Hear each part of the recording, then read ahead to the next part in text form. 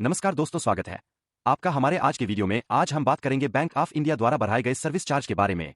दोस्तों, bank of India के खाताधारकों के लिए यह एक महत्वपूर्ण वीडियो हो सकता है, क्योंकि बैंक ऑफ इंडिया ने 1 फरवरी 2025 से अपने सभी लेनदेन संबंधित कार्यों में अपने सर्विस चार्ज की नई सूचना जारी की है, जिसे आप बैंक ऑफ इंडिया की पोर्टल पर चेक कर सकते हैं।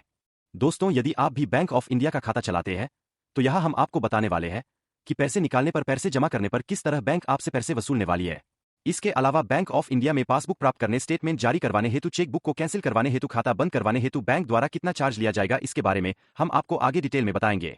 दोस्तों, इस वीडियो में हम आपको केवल उन्हीं सर्विस चार्ज के बारे में बताएंगे जो आप डेली यूज करते हैं और आप नहीं जानते कि उसके अधिकतम प्रयोग करने से आपको कितने पेनल्टी लग सकती है। दोस्तों, सर्विस चार्ज समझने से पहले आपको बैंक ऑफ इंडिया ब्रांच में जाकर यह पता करना पड़ेगा कि आपके पास जो खाता है वह किस कैटेगरी का है। हम यहाँ पर नॉर्मल सेविंग बैंक अकाउंट के सर्विस चार्ज के बारे में आपको कुछ बातें बता रहे हैं। सेविंग बैंक खाता धारक ग्राहकों को एक बार में 25 पेज की चेक बुक प्रदान की जाएगी। उसके बाद 5 रुपए प्रति पेज की दर से आपको चेक बुक का सर्विस चार्ज देना पड़ेगा। बैंक ऑफ इंडिया ग्राहकों को बैंक की पासबुक फ्री में दी जाएगी। यदि आपकी बैंक पासबुक भर जाती है तो उसके बदले आपको नई पासबुक भी फ्री में दी जाएगी। इसका कोई शुल्क नहीं लगेगा। अगर आपकी बैंक पासबुक खो गई है तो नई पासबुक निकलवाने के लिए 100 रुपए का शुल्क बैंक को देना पड़ेगा। यदि आप ईमेल आईडी का उपयोग करके स्टेटमेंट निकालना चाहते हैं तो बैंक द्वारा हर महीने का बैंक स्टेटमेंट ईमेल पर फ्री में भेजा जाता है। बैंक ऑफ इंडिया के सेविंग बैंक अकाउंट धारकों को यदि अपना दिया हुआ चेक किसी कारणवश रुकवाना है तो उन्हें 200 रुपए से 500 रुपए तक का सर्विस चार्ज देना पड़ेगा और करंट अकाउंट खाता आधारकों को 300 रुपए से लेकर 600 रुपए का सर्विस चार्ज देना होगा। यदि आप बैंक ऑफ इंडिया का खाता बंद करना चाहते हैं तो खाता खोलने के 14 दिनों के भीतर किसी प्रकार का सर्विस चार्ज नहीं देना होगा और यदि 15 दिन से ज्यादा हो गए हैं तब आपको 500 रुपए का सर्विस चार्ज देना होगा और यदि आपके पास करंट अकाउंट है तो 1000 रुपए का सर्विस चार्ज देना होगा। यदि आप अपना अकाउंट 1 साल बाद बंद करवाते हैं तो बैंक द्वारा कोई प्रोसेसिंग फीस नहीं ली जाएगी।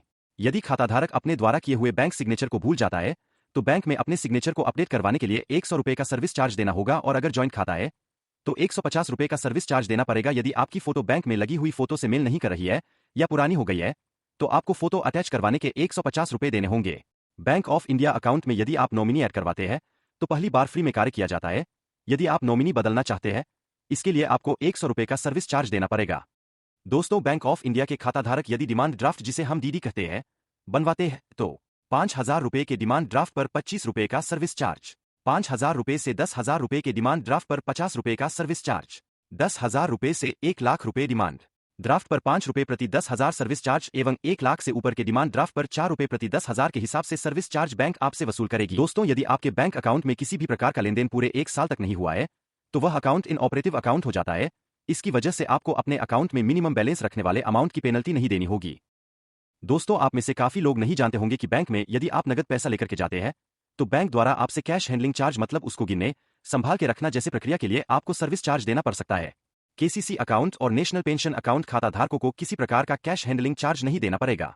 बैंक ऑफ इंडिया के खाताधारकों को अपने बचत खाते में नगद पैसे जमा करने हेतु 5 बार तक कोई चार्ज नहीं लिया जाएगा।